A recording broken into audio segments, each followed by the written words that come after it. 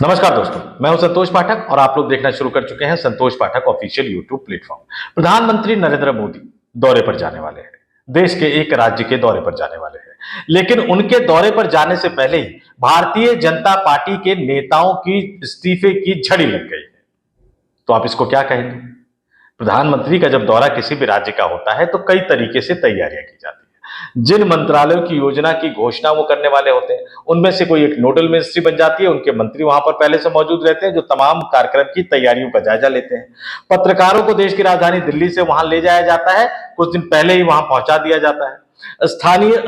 राज्य में अगर अपनी सरकार हो तो वो भी उन तैयारियों में जोर शोर से जुटे रहते हैं, लेकिन अगर अपनी सरकार ना भी हो तो भी उस राज्य सरकार को, वहां के मुख्यमंत्री को प्रधानमंत्री की सुरक्षा व्यवस्था की तैयारियों की पूरी जिम्मेदारी एक तरह से लेनी होती है। और फिर भारतीय जनता पार्टी का जो स्थानीय संगठन होता है वो भी तैयारी करता है, क्योंकि प्रधानमंत्री आमतौर पर जहां भी जाते हैं वो परियोजनाओं के उद्घाटन और शिलान्यास के साथ साथ रैली को भी संबोधित करते हैं। तो रैली की तैयारी की जाती है कि भीड़ कम ना हो जाए। तो जब प्रधानमंत्री नरेंद्र मोदी कुछ घंटे बाद एक राज्य के दौरे पर जाने वाले हैं और उस राज्य में बीजेपी के 1 2 3 4 5 नहीं, 10 15 20 25 30 नहीं, 35 40 नहीं, 43 नेता अगर एक साथ इस्तीफा दे दे और उससे महज कुछ दिन पहले 2 पूर्व विधायक और एक और नेता इस्तीफा देकर कांग्रेस पार्टी का दामन थाम ले, तो 3 नेता कांग्रेस पार्टी ज्वाइन कर ले और प्रधानमंत्री नरेंद्र मोदी के उस राज्य के दौरे पर जाने से पहले 43 नेता एक साथ सामूहिक इस्तीफा दे दे, तो इसे आप नरेंद्र मोदी के खिलाफ बगावत मानेंगे या नहीं मानेंगे, ये मैं आप पर छोड़ता हूं। आखिर कहां जा रहे हैं प्रधानमंत्री? कौन से राज्य का दौरा करने जा रहे हैं?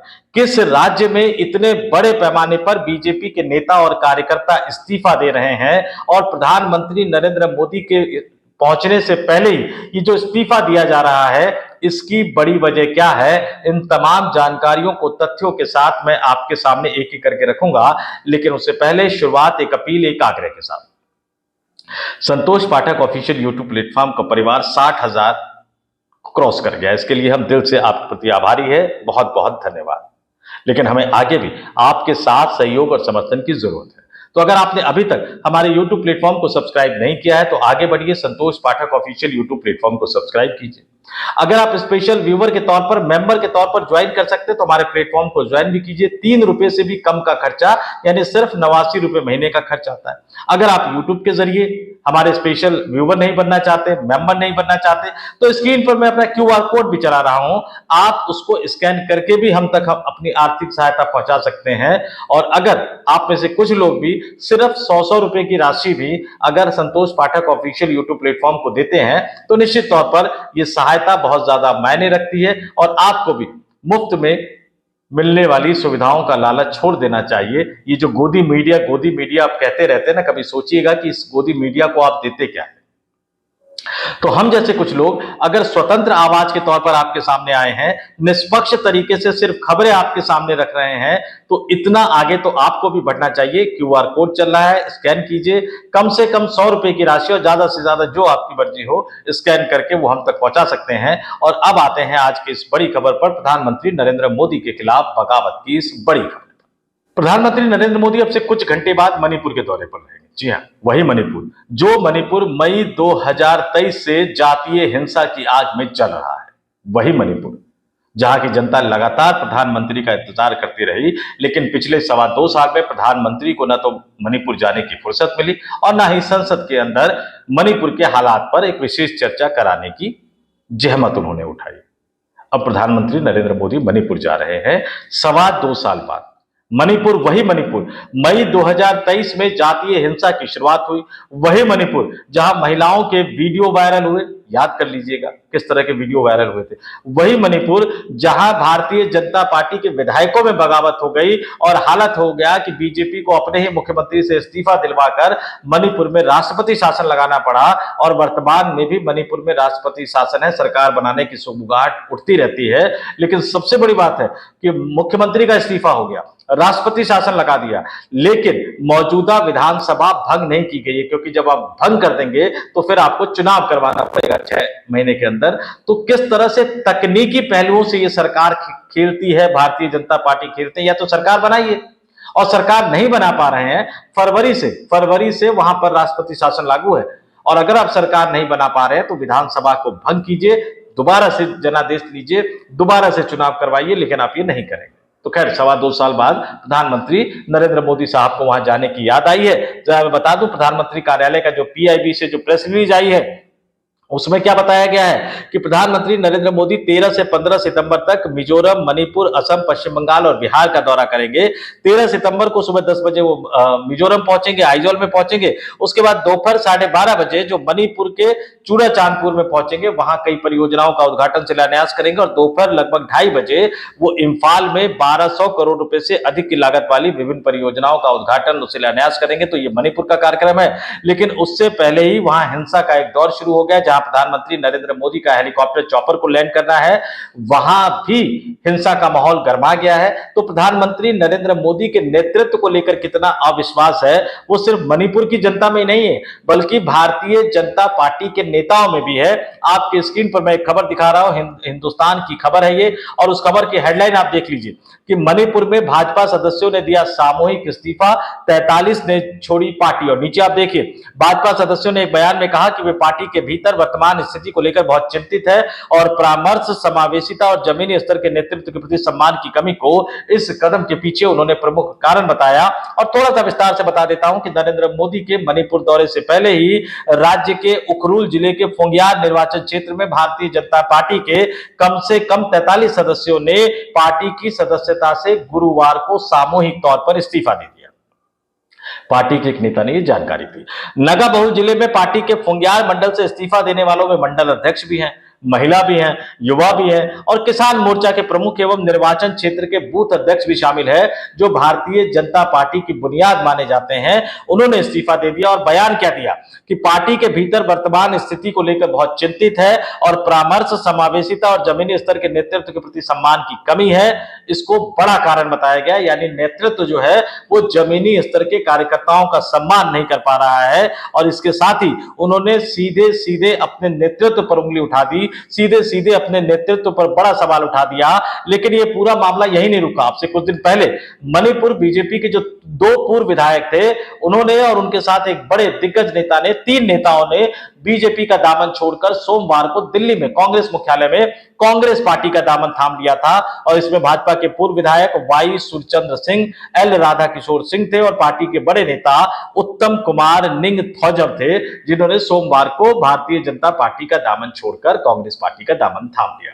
तो 3 नेताओं ने, जिसमें 2 पूर्व विधायक थे, सोमवार को कांग्रेस पार्टी में शामिल हो जाते हैं और गुरुवार को पार्टी के 43 नेता, जिसमें युवा नेता होते हैं, महिला नेत्रियां होती हैं, किसान होते हैं, वो पार्टी का दामन छोड़ देते हैं, ये कहते हुए कि नेतृत्व जो है वो जमीनी कार्यकर्ताओं के प्रति सम्मान की दृष्टि नहीं रखता। यानी इसका लब्बो आप ये निकाल लीजिए कि उनका ये मानना है कि भारतीय जनता पार्टी का जो नेतृत्व है वो जमीनी स्तर के कार्यकर्ताओं की सुनता नहीं है। मणिपुर में जो इस्तीफों की झड़ी लग गई है उससे बिल्कुल साफ साफ नजर आ रहा है कि मणिपुर की जनता में असंतोष है। ये हम और आप सभी जानते हैं। लगातार अपील के बावजूद वहां शांति स्थापित नहीं हो पा रही है। मणिपुर में भारतीय जनता पार्टी के विधायकों में, नेताओं में भी नाराजगी है, इसलिए उन्हें राष्ट्रपति शासन लगाना पड़ा। न विधानसभा भंग कर रहे हैं, न विधानसभा चुनाव करवा रहे हैं, क्योंकि विधानसभा भंग करनी पड़ेगी तो फिर 6 महीने के अंदर चुनाव में जाना पड़ेगा। तो न सरकार बना पा रहे हैं, न विधानसभा भंग करवा पा रहे हैं। यानी पूरा का पूरा मणिपुर के प्रशासन को एक तरह से उन्होंने राज्यपाल के भरोसे एक तरह से छोड़ रखा है। लेकिन शांति स्थापित नहीं हो पा रही है, ये सच है। और ऐसे में प्रधानमंत्री जब महज कुछ घंटों के लिए मणिपुर जा रहे हैं तो सवाल उठता है कि क्या वो दोनों समुदाय के लोगों से 1 to 1 बातचीत कर पाएंगे कुछ घंटों में, क्योंकि इसमें 2 जगह कार्यक्रम है, रैलियां भी संबोधित करनी है उनको। तो क्या इस बीच में उन दोनों समुदाय के, यानी कुकी और मैती समुदाय के लोगों से बातचीत करने का समय निकाल पाएंगे वो? और अगर नहीं निकाल पाएंगे तो फिर उनके मणिपुर दौरे का मकसद क्या है? सिर्फ इसलिए कि ताकि इतिहास उन्हें एक ऐसे प्रधानमंत्री के तौर पर याद न रखे जो लगातार 2 सालों से ज्यादा तक मणिपुर जलता रहा, लेकिन प्रधानमंत्री को वहां जाने की फुर्सत नहीं। आप तमाम चीजों को जोड़िएगा। संघ मुख्यालय जाते हैं प्रधानमंत्री के तौर पर, लाल किले से संघ प्रमुख की तारीफ करते हुए नजर आते हैं, आरएसएस की तारीफ करते हुए नजर आते हैं, 75वें जन्मदिन पर मोहन भागवत की तारीफ में एक बड़ा आर्टिकल लिखते हुए नजर आते हैं, और फिर मणिपुर जाने की तैयारी में नजर आते हैं, यानी वो अपने रिटायरमेंट की तरफ बढ़ रहे हैं। लेकिन दुर्भाग्यपूर्ण स्थिति यह है कि जब वो जिस राज्य में जा रहे हैं, वहां की जनता को तो छोड़िए, वहां के भारतीय जनता पार्टी के युवा कार्यकर्ताओं को ही उनके नेतृत्व पर भरोसा नहीं है।